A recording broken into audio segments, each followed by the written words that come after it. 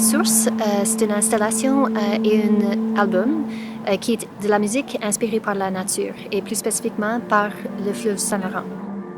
Donc la première pièce, ça s'appelle Songbird, chanson d'oiseau.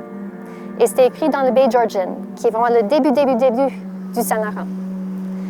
Après ça, ça s'en va au sanctuaire des oiseaux, qui sont juste à côté de Cornwall.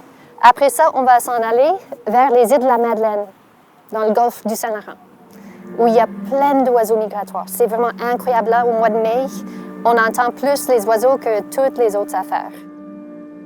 On avait choisi le belvédère du parc Frédéric-Bach parce que c'est un lieu un peu intime. On rentre dans un grand parc. Il faut monter une colline qui a un bel panorama. Il y a 4 haut-parleurs qui entourent le public et le public, ils ont le choix de s'asseoir sur un banc, s'allonger sur le gazon, marcher comme ils veulent ou aussi faire des activités avec moi pour créer leur propre oiseau, un oiseau imaginaire.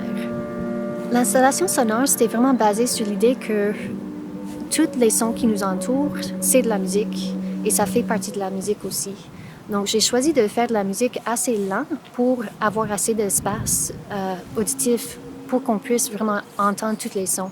Et cet lieu-là, c'est vraiment assez incroyable parce qu'on a des arbres à côté de nous qui fait beaucoup de sons avec le vent dans les feuilles. On avait aussi beaucoup d'oiseaux qui étaient plus loin ici, donc on était déjà entouré par des sons vraiment magnifiques de la nature. Et avec la musique plus lente, on avait la possibilité de toujours entendre ces sons et que ça devienne partie de la musique aussi. J'ai vraiment apprécié l'expérience.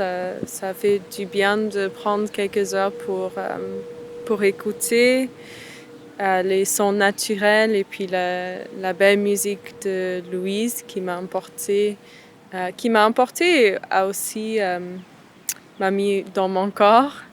Donc ça a vraiment fait du bien. Je trouve que dans la vie moderne, ça va vraiment vite et souvent on ne prend pas le temps de juste s'asseoir et vraiment profiter de la nature. Si on est à l'aise avec la nature, on comprend mieux la nature, on va mieux prendre soin de la nature aussi. C'est quasiment spirituel, je trouve, le lien entre la musique de Louise, mais aussi la musique qui nous environne au parc, là, autant avec les oiseaux que le vent, que les gens qui passent, qui parlent, les vélos.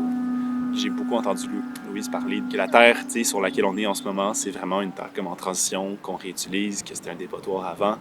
Donc, pour moi, c'est vraiment l'importance de la transformation qui va être nécessaire dans la crise climatique qu'on vit en ce moment. Puis la nécessité de vraiment comme être conscient de ce qui nous entoure, puis d'être sensible à la nature comme si c'était comme une autre personne, parce qu'on en a besoin. J'aimais comment il y avait des sons qui venaient des sources différentes, des speakers différents, qui pour moi ça représentait les conversations des oiseaux dans des places différentes. D'avoir l'opportunité d'entrer un peu dans la tête d'un oiseau, ça me fait penser que c'est vraiment tragique qu'il y en a des milliards d'êtres vivants qui sont affectés à cause de nos choix. Alors oui, ça me fait penser beaucoup plus à ma responsabilité comme humain à notre environnement. En général, quand je crée un projet, je prends une thématique qui me préoccupe et je crée de la musique autour de ça. Et je trouve qu'en créant ces œuvres-là, j'espère que ça va faire penser les gens qui viennent. Ça va leur donner une opportunité de penser autour du sujet eux-mêmes aussi.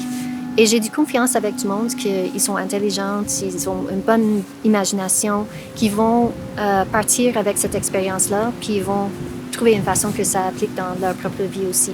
Donc j'espère que les gens qui sont venus ont passé un beau moment avec eux-mêmes, avec moi, et aussi dans ce beau parc ici, qui est vraiment un parc avec un mandat assez incroyable écologique à Montréal.